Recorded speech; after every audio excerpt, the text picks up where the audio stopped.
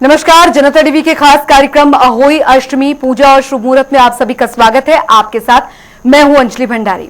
अहोई अष्टमी का व्रत बेहद ही पावन और पवित्र व्रत माना जाता है और ये व्रत जो होता है जितना कठिन होता है उतना ही लाभदायी भी होता है। कहा जाता है कि इस दिन माता अहोई की पूजा अर्चना विधि विधान से की जाती है और कठिन इसलिए होता है क्योंकि पूरी तरीके से निर्जला ये व्रत होता है और जो माएँ हैं अपने बच्चों की दीर्घायु के लिए ये व्रत रखती हैं और निसंतान जो माएँ होती हैं, जो दंपति होते हैं, वो खासकर जो माता होती हैं वो व्रत रखती हैं। लेकिन इस व्रत में आपको किन किन बातों का विशेष ध्यान रखना है, क्या कुछ नियम है, पूजा पाठ आपको किस तरीके से करने हैं ताकि कोई भूल चूक ना हो जाए, इसी को ध्यान में रखते हुए आज हम अपना ये खास कार्यक्रम आप सभी हमारे जो दर्शक हैं उनके लेकर आए हैं और हमारे साथ स्टूडियो में मौजूद हैं जानी मानी ज्योतिषाचार्य आचार्य जीतू सिंह जी। बहुत बहुत स्वागत है आपका। बहुत बहुत धन्यवाद। अहोई पर्व की आप सभी को हार्दिक शुभकामनाएं।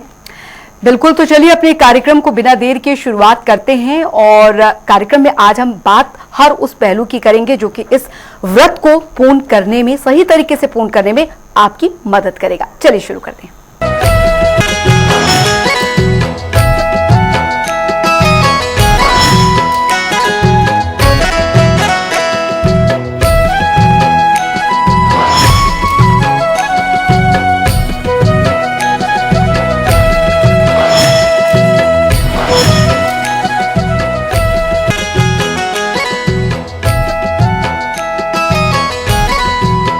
अहोई अष्टमी के क्या कुछ महत्व है और इसके पीछे की पौराणिक कथाओं को भी हम इस कार्यक्रम के जरिए जरूर जानेंगे और इस रिपोर्ट में हम आपको दिखाएंगे कि क्या कुछ पौराणिक कथा है इस व्रत के पीछे और किस तरीके से जो माता हैं वो अपने संतान के लिए, उनकी सुख समृद्धि के लिए ये कठिन व्रत रखती हैं। पेश एक रिपोर्ट।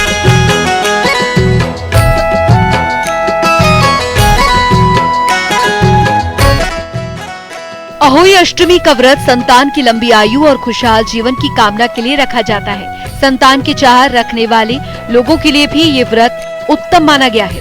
वहीं इस साल अहोई अष्टमी पर खास संयोग बन रहा है जिसके चलते ये व्रत बेहद खास माना जा रहा है।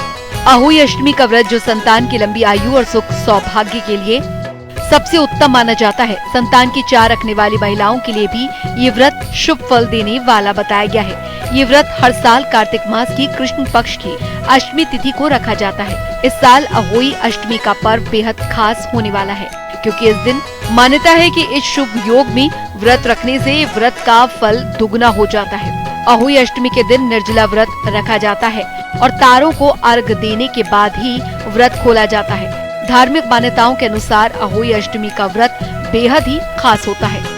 अहोई अष्टमी के दिन पूरी श्रद्धा के साथ भगवान शिव पार्वती के साथ में पूजा करने और व्रत रखने से संतान सुख की प्राप्ति होती है। बता दें कि इस व्रत का पारण कुछ महिलाएं तारों को देखकर करती हैं तो कुछ चंद्रमा के दर्शन करने के बाद ही व्रत खोलती हैं। इसके अलावा अष्टमी पर राधा कुंड में स्नान करने का विशेष महत्व माना जाता है। इस व्रत को करने से संतान की आयु लंबी होती है। इसके साथ ही संतान के खुशहाल जीवन के लिए प्रार्थना की जाती है। मान्यताओं के अनुसार जो जातक इस व्रत को रखते हैं उनके बच्चों पर आने वाली सारी विपदा खत्म हो जाती है।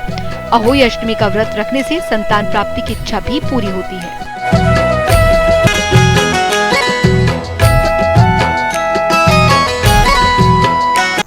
तो आपने जाना अहोई अष्टमी का ये व्रत जो होता है, ये पर्व जो होता है कितना पवित्र होता है और कठिन भी होता है। लेकिन इस दौरान आपको किन बातों का विशेष ध्यान रखना है उस पर आज हम बात करेंगे इस कार्यक्रम में। लेकिन उससे पहले जो किसी भी व्रत या त्योहार के लिए सबसे महत्वपूर्ण होता है वो होता है शुभ मुहूर्त और महत्व। तो हम आचार्य जीतू सिंह जी से जानेंगे सबसे पहले कि क्या कुछ शुभ मुहूर्त रहने वाला है जिस शुभ मुहूर्त में हम पूजा अर्चना करें माता अहोई की और जो अपने जो माताएं हमें सुन रही हैं और अपने बच्चों के लिए, उनकी दीर्घायु के लिए वो पूजा पाठ इस दिन करती हैं, उनके लिए भी बहुत ज्यादा मददगार साबित होगा। आचार्य जीतू जी, सबसे पहले हमें शुभ मुहूर्त बताइए और इस पवित्र त्योहार का जो है, इस पवित्र व्रत का महत्व हमारे दर्शकों को समझाइए। जी अंजलि जी, सबसे पहले तो बहुत ही अच्छी बात आपने कही कि ये बहुत ही तप का और बहुत कठिन व्रत होता है, इसमें कोई संशय नहीं है। देखिए, करवा चौथ का व्रत आता है, उसके ठीक 4 दिन बाद अहोई व्रत आता है और महिलाओं का समर्पण भाव देखिए कितना रहता है एक परिवार को लेकर के। पहला जो व्रत होता है करवा चौथ का वो रखती हैं अपने पति की आयु लंबी करने के लिए, यानी दीर्घायु के लिए, उनकी स्वस्थता के लिए।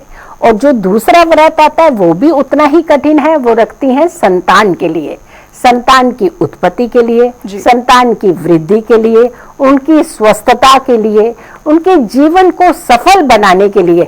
लेकिन देखिए ये 4 दिन के अंदर ही दूसरा व्रत आ जाता है, यानी चतुर्थी पर आता है चंद्रमा का वो व्रत जो कि बहुत कठिन होता है, करवा चौथ, जिसे निर्जल ही रखा जाता है। और वहीं दूसरी तरफ अगर हम अहोई अष्टमी की बात करती हैं, ठीक 4 दिन बाद अष्टमी तिथि पर आ जाता है अहोई व्रत, ये भी निर्जल व्रत होता है। तो ये जितना भी तप करती हैं वो अपने परिवार के समर्पण भाव के लिए करती हैं। दूसरा, ये एक परंपरा नहीं है खाली कि हाँ ये परंपरा है, ये आस्था के पर्व माने जाते हैं, ये एक शक्ति और बल देने वाले पर्व माने जाते हैं, ये एकजुटता के पर्व माने जाते हैं। परिवार को एक साथ एक स्वस्थ रूप में देखना, एक संपन्न रूप में देखना, एक खुशी रूप में देखना, ये एक महिलाओं का समर्पण भाव होता है। वो अपने लिए तो व्रत करती नहीं कि मैं स्वस्थ रहूं, अगर वो एकादशी व्रत रखती हैं तो वो इसलिए कहते हैं कि कर्म सुधरे, अगर वो पूर्णिमा व्रत करती हैं वो इसलिए कहते हैं कि घर में सुख सुविधा बनी रहे, अगर वो अमावस्या का व्रत करती हैं वो इसीलिए कहते हैं कि घर में किसी तरीके की नकारात्मकता नहीं आए। एक व्रत वो अपने लिए नहीं रखती है, लेकिन अपने परिवार के लिए कितनी समर्पण भाव दिखाती है, ये आप उनकी वैल्यू जो है इन व्रत के माध्यम से समझ सकते हैं। दूसरी बात, ये अहोई व्रत बहुत कठिन व्रत होता है, यानी ना आपने जल पीना है, ना आपने अन्न ग्रहण करना है, लेकिन सबके लिए बनाना जरूर है जी। तो आप देखिए ये कितना कंट्रोलिंग का व्रत भी माना जाता है। दूसरा, ये व्रत जो है ये उस भाव को प्रकट करता है जो माताएं जिनके संतान है वो तो ये व्रत करती ही है, लेकिन जिनकी संतान की उत्पत्ति नहीं होती है, बिल्कुल, जो निसंतान दंपति है, उनके लिए ये व्रत बहुत महत्वता रखता है। कहते हैं कि इस दिन अगर संकल्प ले लेती हैं वो माताएं जो निसंतान दंपति है, और खास करके उसमें माता अगर की ये संकल्प लेकर के कि मैं आने वाली अहोई व्रत जरूर करना चाहती हूँ, हे माँ मुझे भी आशीर्वाद दीजिए, तो यकीन मानिए आने वाले साल की अहोई अष्टमी से पहले उनकी गोद भर जाती है। तो ये व्रत कितना महत्वपूर्ण व्रत है। दूसरा, आपने अंजलि जी एक चीज और कही कि जो समय और मुहूर्त, देखिए इसकी बहुत ज्यादा वैल्यू रहती है। किसी भी ठीक समय पर किया गया कोई भी कार्य वो हमेशा सफलता की तरफ लेकर के जाता है, वो संपन्नता की तरफ लेकर जाता है, वो पूर्णता की तरफ लेकर जाता है। तो इस व्रत का नियम तो सुबह से ही शुरू हो जाता है, ब्रह्म मुहूर्त से स्टार्ट हो जाता है, लेकिन संध्या की जो पूजा होती है वो बेहद महत्वपूर्ण मानी जाती है और वो ठीक समय पर ही करनी चाहिए। उसका जो समय रहेगा, समय तो शुरू हो जाएगा 4:40 से लेकर के 7 बजे तक का, ये वो समय रहेगा जिसमें आपको अमृत वेला भी मिलेगी, जिसमें आपको प्रदोष काल भी मिलेगा, लेकिन जो पीक समय रहेगा पूजा करने का वो रहेगा 5:53 से लेकर के 7 बजे के बीच। अगर आप इस बीच पूजा करते हैं तो ये अति उत्तम मुहूर्त भी है, शुभ समय भी है, शुभ काल भी जुड़ रहा है, प्रदोष काल यानी किसी भी दोष से रहित काल जिसे कहते हैं कि उसमें कोई दोष नहीं होता, इसीलिए प्रदोष काल को बहुत महत्वता दी गई है। तो प्रदोष काल इसी समय जुड़ रहा है। तो संध्या की पूजा जो माताएं कर रही हैं, जो परिवार कर रहे हैं, वो इसी समय के बीच में अगर पूजा करते हैं तो आपकी पूजा में और भी वृद्धि होती है, आपको सफलता ज्यादा मिलती है। बिल्कुल। तो आपने शुभ मुहूर्त तो यहाँ पर जान लिया, महत्व भी आपने जान लिया दर्शकों, लेकिन अब क्योंकि देखिए माता अहोई की पूजा अर्चना यहाँ पर करती है माताएं, और ये जो पवित्र व्रत होता है ये संकेत होता है, ये प्रतिबिंब होता है उस माता की शक्ति का जो न सिर्फ बच्चे को जन्म देते हुए कष्ट सहती है बल्कि उसकी परवरिश के दौरान भी देखिए उसकी लंबी आयु के लिए भी त्याग तप किस तरीके से करती है, और ये व्रत जो है उसी का एक जीता जागता उदाहरण भी है। आचार्य जीतू जी, क्योंकि जो संतान जिनकी है वो तो व्रत रखती हैं अपने बच्चों के दीर्घायु के लिए, लेकिन जिनकी किस्मत में कोई दोष है या किसी कारणवश जो है वो निसंतान है, उन्हें किस तरीके से पूजा अर्चना करनी चाहिए इससे? देखिए, कुछ कई कर्म जो होते हैं हमारे पिछले कर्म, जैसे हम कहते हैं प्रारब्ध, हमारे प्रारब्ध में क्या लिखा है, कुछ ऐसे दोष जो होते हैं वो पिछले दोष भी होते हैं हमारी कुंडलियों में।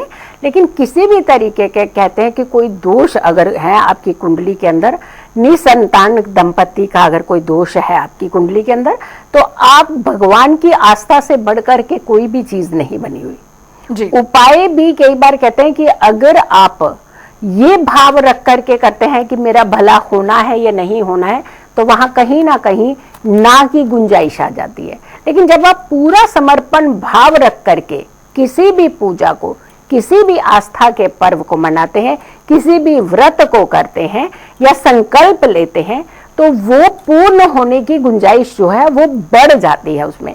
और भगवान के द्वार पे कभी कोई निराश नहीं हो सकता। हो सकता है हमारे प्रारब्ध के चलते, हमारे पुराने संचित कर्मों के चलते हो सकता है उसमें देरी लग सकती है, लेकिन भगवान का कोई भी आशीर्वाद निष्फल कभी नहीं होता है। तो इसीलिए सबसे पहले वो दंपति एक आस्था अपने अंदर जगाएं, एक ऐसा भाव रखें कि माँ है तो जगत जननी है और मैं भी माँ बनना चाहती हूँ। ये एक माँ से एक माँ का प्रण लेने वाला भाव होना चाहिए। और आपको इस दिन संकल्पित तौर पर पति और पत्नी को ये मान्यता माननी चाहिए, मांगनी चाहिए माँ से, माँ पार्वती के स्वरूप से, कि आप हमारे जीवन के अंदर ये सुख और ये संपन्नता दीजिए। हम आने वाले अहोई का जो पर्व होगा, हम स्वयं दोनों पति पत्नी बैठ करके कथा भी सुनेंगे, करेंगे भी, और साथ के साथ उस संतान को, शिशु को हम ये कथा का श्रवण भी करवाएंगे। तो ये संकल्प लीजिए, ये माता से प्रॉमिस लीजिए, कोई बच्चा निराश नहीं होता है अगर वो माँ के आगे इस तरीके से अपनी किसी भी एक जरूरत को रख देता है। तो यकीन मानिए, ये सिर्फ हमने कहा ना कि ये जितने भी रिचुअल्स हैं, ये सिर्फ मात्र एक त्योहार नहीं है, इनके अंदर बहुत शक्तियां हैं। सिर्फ हमें हमारे भाव के अंदर कहीं ना कहीं कमी रह जाती है। तो आप इस तरीके से भाव रखिए, यकीन मानिए आपकी जो इच्छा है, जो आप मान्यता रखेंगे, वो जरूर पूरी होगी। जी बिल्कुल। जीतू जी, क्योंकि बच्चों को साथ में बैठा के व्रत, जो कथा होती है वो माताएं सुनाती हैं जिन्होंने व्रत यहाँ पर रखा है इस दिन खासकर, लेकिन जिनके बच्चे दूर हैं या कहीं पढ़ने के लिए गए हैं, नौकरी के लिए गए हैं, तो उन माताओं ने व्रत रखा है, तो वो इस बीच क्या करें, किस तरीके से कथा करें? फिर देखिए, अगर भगवान हमें ऊपर बैठ करके यहाँ आशीर्वाद दे सकता है, तो एक माँ का भाव अपने संतान तक पहुंच ही जाता है। दूसरा, आजकल एक हमारा टेक्नोलॉजी वर्ल्ड इतना आगे जा चुका है कि हम कई माध्यमों से बहुत सारी चीजों का जो प्रभाव है, उसका सकारात्मक प्रभाव अपने ऊपर ले सकते हैं। अगर वीडियो कॉल के माध्यम से वो बच्चा कथा सुन सकता है तो बहुत अच्छा है। अगर किसी कारण से मान लीजिए कि जैसे विदेश में है बच्चा, टाइम डिफरेंस जोन है, लैटिट्यूड वहाँ का अलग है, डे अलग बदल जाता है, तो उस केस में आप एक वीडियो रिकॉर्ड कर लीजिए, जो कथा आप कर रहे हैं उसकी रिकॉर्ड कर लीजिए, और वो जो वीडियो है वो आप अपने बच्चे तक, संतान तक जरूर पहुंचाइए, ताकि वो उसे देखे, उसे श्रवण करने। 80% प्रॉब्लम कहते हैं कि श्रवण करने से आपकी दूर हो जाती है। जैसे मान लीजिए आपने किसी को कुछ बात कहना चाह रहे हो और वो बहुत इंपॉर्टेंट बात है, आप श्रवण ही नहीं कर रहे, सुन ही नहीं रहे। जब हम बात सुनेगी नहीं तो हम रिएक्ट कैसे करेंगे? इट मीन्स श्रवण करने के अंदर बहुत बड़ी शक्ति है। तो अगर वो बच्चा सुन भी लेता है और माँ के भाव इतने शुद्ध होते हैं व्रत के अनुसार, तो वो बच्चे के ऊपर उसका प्रभाव सकारात्मक पड़ेगा ही पड़ेगा, पॉजिटिव पड़ेगा ही पड़ेगा। तो बच्चे का बिल्कुल ठीक आपने इतने अच्छे तरीके से कहा कि सिर्फ जन्म नहीं देती हैं, जन्म के बाद भी उसकी जीवन को सफल बनाने के हर रास्ते माता ढूंढती रहती है। तो ये इस तरीके से आप, और अगर बच्चे आसपास हैं तो उन्हें उस पूजा में सम्मिलित जरूर करना चाहिए। पूर्ण परिवार को एक साथ बैठ करके ये पूजा करनी चाहिए। जीतू जी, अगर बात यहाँ पर माता अहोई की जाए तो ये हम जरूर समझना चाहेंगे कि माता के कौन से रूप की जो है वो इस दिन पूजा अर्चना की जाती है और क्या कुछ अर्पित किया जाता है इस दिन उन्हें? जी देखिए, माँ है वो जगत जननी है, हम उन्हें क्या अर्पण कर सकते हैं, लेकिन कुछ चीजें ऐसी होती हैं बेसिक, जिनके बिना कहते हैं कि पूजा को पूर्ण नहीं माना जाता है। एक तो ये माता पार्वती का प्रतिबिंब मानी जाती है, माता पार्वती का स्वरूप मानी जाती है, और माता पार्वती का ध्यान करते हुए आपको माता अहोई का जो चित्र लगाते हैं वो आपको पूजा प्रतिबिंब वो सब लगाना चाहिए और तब आपको पूजा करनी चाहिए। लेकिन यहाँ पर कच्चे अन्न का बहुत महत्व माना जाता है। कहते 7 तरह के अनाज अगर आप रख करके पूजा करते हैं तो यहाँ पे अन्न धन की कभी कभी नहीं रहती है आपकी संतान के जीवन में। दूसरा, कोई भी दीपक अगर आप प्रज्वलित करते हैं तो उसके नीचे भी अन्नदान जरूर होना चाहिए। वैसे तो कहा जाता है कि गेहूं का ही आप प्रयोग कीजिए, गेहूं की एक ढेरी बना करके उसके ऊपर दीपक रख करके अगर आप प्रज्वलित करते हैं तो वो ज्यादा उत्तम माना जाता है। जब भी हम अन्न की बात आती है तो सारे के सारे ग्रहों का प्रभाव सकारात्मक होता है। हर चीज को कहीं ना कहीं कोई एक ग्रह रिप्रेजेंट कर रहा है। जैसे हम अगर गेहूं की बात करते हैं तो सूर्य की बात आ जाती है, अगर हम चावल की बात करते हैं तो चंद्रमा की बात आ जाती है, जल का प्रयोग करते हैं तो तब भी चंद्रमा का प्रयोग होता है। तो यानी ऐसे करके जो भी अन्न की सामग्री किसी भी तरीके से हम इस्तेमाल करते हैं उन सभी पे ग्रहों का ही प्रभाव होता है।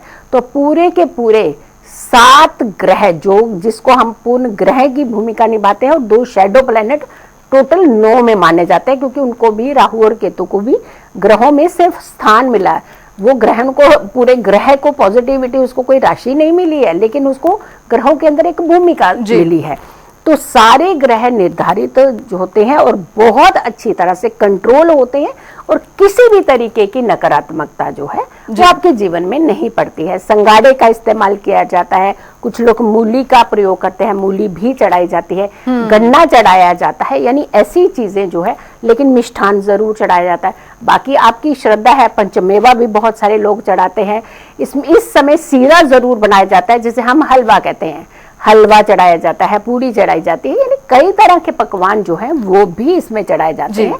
लेकिन सबसे पहले तो आपके भाव चढ़ते हैं। बिल्कुल, आपके भाव अच्छे रखिए, घी का दीपक जलाइए, अच्छे से आरती करिए, भक्ति करिए, पूजा करिए, समर्पण भाव दिखाइए और माँ का ध्यान करिए और अपने संतान की उत्तम कामना कीजिए। जी जीतू जी, क्योंकि कुल मिलाकर देखा जाए जब व्रत पूरा होता है उसके बाद महिलाएं क्या कुछ खा सकती हैं, क्या उन्हें खाना चाहिए, ये भी बताएं। हाँ बिल्कुल, हम अब आपको समय भी बताएंगे कि किस समय आप खा सकते हैं, क्योंकि अर्घ की बड़ी ज्यादा महत्वता होती है। और अंजलि, जहाँ तक हमने देखा है कि ज्यादातर महिलाओं को ये ध्यान रहता है कि जल्दी से बस अर्घ निकल जाए, हमारी पूरे दिन की जो तपस्या है उसका फल हमें पूरा एकदम से मिल जाए। अच्छा, चांद और तारे देखकर भी अर्घ दिया जाता है? बिल्कुल, देखिए ये अर्घ जो है वो तारा देख करके किया जाता है, और जो करवा चौथ का अर्घ होता है वो चांद देख करके किया जाता है। तारे का भी समय बताएंगे, लेकिन क्या खाएं पहले ये बता देते हैं, क्योंकि आपकी क्यूरियोसिटी ज्यादा होगी कि हम करें क्या। देखिए, ये व्रत जो होता है हमेशा फल से ही आपको पारण करना चाहिए। फलाहार जो भी जब भी आप पारण करें तो सीधा जाकर के आपको फलाहार लेना चाहिए, या फिर जो सीरा आपने बनाया होता है जिसे हलवा कहते हैं, कुछ मात्रा में वो हलवा प्रसाद रूपी आप ग्रहण जो है वो कर सकते हैं। लेकिन कायदे से देखा जाए तो फलाहार से अगर आप व्रत का पारण करते हैं, पूर्ण करते हैं, और वो ज्यादा उत्तम माना जाता है। अब दूसरी बात आती है कि तारे निकलने का समय, क्योंकि वहीं पर तारा देख करके ही आप अपने व्रत का पारण करती हैं। तो तारा निकलने का जो समय है वो लगभग 6:17 से शुरू हो रहा है। तो यानी 6:17 से पहले तो आप शांति रखिए, पूरी पूजा भक्ति कीजिए, माँ पार्वती के मंत्रों के जाप कीजिए, भगवान शिव की आराधना कीजिए, गणेश जी की आराधना कीजिए, कार्तिकेय की आराधना, यानी शिव परिवार की आराधना कीजिए, और साथ के साथ माँ अहोई का ध्यान करते हुए तो आप जितना समय, देखिए कुछ समय हमें मिलता है, अगर पूरा दिन हमें ये मिल रहा है सजने के लिए, संवरने के लिए, लेकिन कुछ समय जो हमें मिल रहा है पूजा भक्ति के लिए, तो हमें उसमें कहीं चूक नहीं करनी चाहिए। तो जितना हो सके आप शांत मन को रखते हुए अच्छी कथाएं सुनिए, घर के बड़े बुजुर्गों के साथ समय बिताइए, और जितना हो सके भक्तिमय रहने का प्रयोग कोशिश है वो कीजिए। घर के अंदर अच्छे मंत्र जाप चला दीजिए, कोई भजन चला दीजिए। यानी कुल मिलाकर के वातावरण जो है तारा निकलने तक का जो समय है ये समय इतना इम्पोर्टेंट समय होता है, आप पूजा कर चुके होते हैं, दूसरी पूजा करने के लिए तैयार बैठे होते हैं। ये बीच का जो मध्याह्न का समय आता है, ये समय आता है आपकी एनर्जी को कंट्रोल करने का, क्योंकि आपने इतनी ऊर्जा अपनी पूजा के साथ बढ़ाई है और दूसरी पूजा जब आप करेंगे तो इस एनर्जी को और ज्यादा डबल करते हैं। तो जो बीच का समय होता है इसे बैलेंस करना चाहिए, कहते हैं शांत मन रहना चाहिए, शांत चित्त रहना चाहिए, और कोई भी किसी भी तरीके की कभी कोई उत्तेजना नहीं होनी चाहिए जब भी आप व्रत करते हैं। तो भक्ति करिए आप इस बीच में। जी आचार्य जीतू जी, कुल मिलाकर देखा जाए कि पुत्र के लिए व्रत जो होता है उसकी सुख समृद्धि के लिए रखा जाता है, लेकिन जिनकी पुत्रियां हैं क्या वो माताएं भी व्रत रखती हैं? देखिए, आज के समय में हमारे ज्योतिष के अंदर एक बहुत बड़ा एक लॉजिक हम इसको मानते हैं कि देश काल पात्र, देश यानी जैसी जगह, काल मतलब जैसा समय, पात्र मीन जैसी अवस्थाएं जो आपके पास है, उसके अकॉर्डिंगली हमें चीजों को बदलना पड़ता है। संतान के लिए ये व्रत करना चाहिए। वो पहले समय की आप बात करते हैं जब आप कहते हैं वंश वृद्धि की बात करते हैं, और आज देखिए कन्याएं जो हैं वो माता पिता का ज्यादा ध्यान रख रही हैं। पुत्र कई बार कोई चूक कर जाते हैं, लेकिन कन्याएं चूक नहीं करती हैं। तो यहाँ पर हम एक जरूर ये कहेंगे, कहते हैं कि जिम्मेदारी अगर माता पिता की कन्याओं को सौंप दी जाए ना, आज सारे वृद्धाश्रम जो है वो आपको बंद मिलेंगे।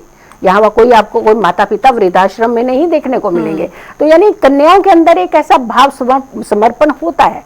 तो ये जो व्रत है सिर्फ संतान का ही सोच करके करना चाहिए, ना कि ये भेदभाव यानी पुत्र वंश वृद्धि की बात नहीं होती। आज कन्याएं देखिए कहां से कहां पहुंच गई हैं, पूरे खानदान के नाम भी रोशन कर रही हैं। ठीक है, पुत्र को भी एक मातवता आप दे रहे हैं, जो दे दीजिए, उसमें कोई दो राय नहीं है, लेकिन कन्याएं भी हमारे जीवन के अंदर, क्योंकि वो हमारी संतान है, ये संतान उत्पत्ति का व्रत हम रखते हैं, संतान की दीर्घायु का व्रत रखते हैं। तो किस घर में ऐसा होता है कि पुत्र दीर्घायु हो और हमारी कन्या दीर्घायु ना हो? तो ऐसा तो नहीं होता ना कभी भी। तो हमेशा ये व्रत जो होता है संतान के रूप में रखना चाहिए, बल्कि कन्याओं का नाम लेकर के उसमें पूजा भी करनी चाहिए। आपको बहुत अच्छा पूर्ण फल मिलता है और वो कन्याओं का जीवन भी बहुत अच्छा रहता है आगे जाकर के। जी बिल्कुल। और ये व्रत जो होता है माता पार्वती के रूप की पूजा इसमें की जाती है। तो जाहिर तौर पर प्रथम पूज्य गणेश जो उनके बेटे हैं उनकी भी पूजा, क्योंकि हर पूजा से पहले जो होता है ये तो विधान होता है कि प्रथम पूज्य गणेश की पूजा के साथ ही उसकी शुरुआत की जाती है। लेकिन इस पूजा में विशेष तौर पर जब बच्चे खुश होते हैं तो माता जो होते हैं उससे प्रसन्न जरूर होती है। लेकिन जो स्त्री व्रत नहीं रख पा रही है ये वो क्या कर सकती है? रीजन कुछ भी हो सकता है। देखिए, कई बार रीजन ऐसा होता है कि वो अगेन प्रेग्नेंट है लेडी, वो नहीं कर पा रही है क्योंकि वो एक शिशु को जन्म देने जा रही है और एक जीवन पल रहा है उनके अंदर। तो ऐसी स्थिति में ये कहा जाता है कि भगवान भी ये नहीं कहता कि आप अपने शिशु को कष्ट दें, क्योंकि ये कष्ट रहित करने वाला व्रत होता है, कष्टों से निकालने वाला संतान को व्रत होता है। तो ऐसे केस में अगर हो सके तो आपकी सासू माँ है तो सासू माँ के हाथ से आप कोई लिक्विड आहार जो है वो आप ले सकती हैं। और अगर नहीं व्रत रख पा रही हैं तो आप आराधना कीजिए, माँ पार्वती का ध्यान कीजिए, आप उस पूजा में सम्मिलित जरूर हुइए, उस पूजा को कीजिए, जितना हो सके स्मरण कीजिए, माँ पार्वती का, भोलेनाथ का स्मरण कीजिए आप इस समय, क्योंकि देवी देवताओं का स्मरण करना इस समय आपकी एनर्जी और ऊर्जा को पॉजिटिव करके रख सकता है। तो आप जो जलीय आहार होता है वो आप ले सकते हैं, जैसे जूस ले सकते हैं आप, या फिर दूध में पत्ती डाल करके डायरेक्ट उसमें जल का सेवन है, क्योंकि निर्जल में जल को हम नहीं लेते हैं और जल को थोड़ा सा त्यागना चाहिए। तो आप चाय बना करके जिसमें दूध में, डायरेक्ट दूध में आप चाय पत्ती डाल करके, चीनी डाल करके, वो सासू माँ के हाथ से वो ले सकते हैं। अगर फिर भी आपको लगता है कि हमने व्रत रखना ही है, मतलब एक कहते हैं ना आत्म बल जो होता है ना वो बहुत बड़ी चीज होती है, कुछ महिलाओं के अंदर वो होता है कि हम इस चीज को कर सकते हैं। तो अगर कर सकते हैं तो लिक्विड आहार तब भी आप, हम जरूर कहेंगे जरूर लीजिए, क्योंकि आपको हो सकता है वो जरूरत नहीं हो आहार की, लेकिन आपके गर्भ में जो बच्चा पल रहा है तो नहीं रख सकते हैं व्रत तो पूजा आरती कीजिए, कोई ध्यान उसमें घबराने की जरूरत नहीं है। जिस संतान के लिए आप व्रत कर रहे हैं, माँ ने संतान ही दे रखी है आपको, बिल्कुल, तो आप अर्घ जरूर दीजिएगा, जैसे तारा निकले तो आप अर्घ जरूर दीजिए और पूजा में सम्मिलित हो जाइए। अच्छा, वस्त्र धारण की अगर बात की जाए पूजा के दौरान, किन रंगों के वस्त्र जो है वो धारण करने अति विशेष होते हैं? देखिए, इसमें ना 2 रंग का सबसे ज्यादा महत्व माना गया है। एक लाल रंग का और दूसरा, लाल रंग में गुलाबी स्कीम भी जा सकती है, और दूसरा पीले रंग का वस्त्र। पीला रंग का जो वस्त्र है वो पवित्रता को दर्शाता है, और जो लाल रंग या गुलाबी रंग के वस्त्र होते हैं वो शुभता को दिखाते हैं। तो यानी शुभता भी चाहिए, यहाँ पवित्रता भी चाहिए। तो इन 2 रंगों का प्रयोग करना अति उत्तम माना जाता है। सफेद रंग नहीं होना चाहिए, काला रंग नहीं होना चाहिए, तो इन रंगों को त्याग देना चाहिए। लेकिन एक रंग, वैसे तो हम अक्सर कहते हैं कि जो ग्रे कलर, गेरुआ कलर होते हैं वो नहीं डाले जाते और ना इसका इस्तेमाल किया जाता, लेकिन माँ अहोई की पूजा में गेरुआ कलर इस्तेमाल किया जाता है। वो माँ का प्रिय कलर है। तो आप गेरुआ कलर हो गया, येलो कलर हो गया और लाल रंग जो है, इन तीनों के मिश्रण का कोई भी कलर जो है आप इस्तेमाल कर सकते हैं। जी बिल्कुल। तो दर्शकों, आपने जाना कि माता अहोई की पूजा अर्चना आपको किस विशेष तौर पर करनी है और किन बातों का, विशेष नियमों का विशेष आपको ध्यान इसमें रखना है ताकि कोई भूल चूक ना हो जाए। बहुत बहुत शुक्रिया ज्योतिष आचार्य जीतू जी, आप हमारे शो में आई और हमारे दर्शकों को इतनी सारी जानकारियां आपने हमें दी। बहुत बहुत शुक्रिया, धन्यवाद। तो चलिए दर्शकों, माता अहोई की पूजा अर्चना आपने कैसे करनी है, किन बातों का विशेष ध्यान रखना है और क्या कुछ करके आप माता अहोई को प्रसन्न कर सकते हैं और किन बातों का विशेष ध्यान रखना है जो आपको बिल्कुल नहीं करनी है, तो आपने इस कार्यक्रम के जरिए जो है वो जाना। और हमारी कोशिश भी ये रहती है कि किसी भी त्योहार में हम आपको वो विशेष जानकारियां जो है वो इस कार्यक्रम के जरिए साझा करें। और आज अहोई अष्टमी को लेकर हमने आपको उन तमाम विषयों के बारे में तमाम जानकारियां दी ताकि आपकी जो पूजा है वो संपन्न हो और आपके घर में धन धान्य जो है वो हमेशा ऐसे ही बरकत लाए। फिलहाल इस विशेष कार्यक्रम में अभी के लिए इतना ही। आप बने रहिए जनता टीवी के साथ। नमस्कार।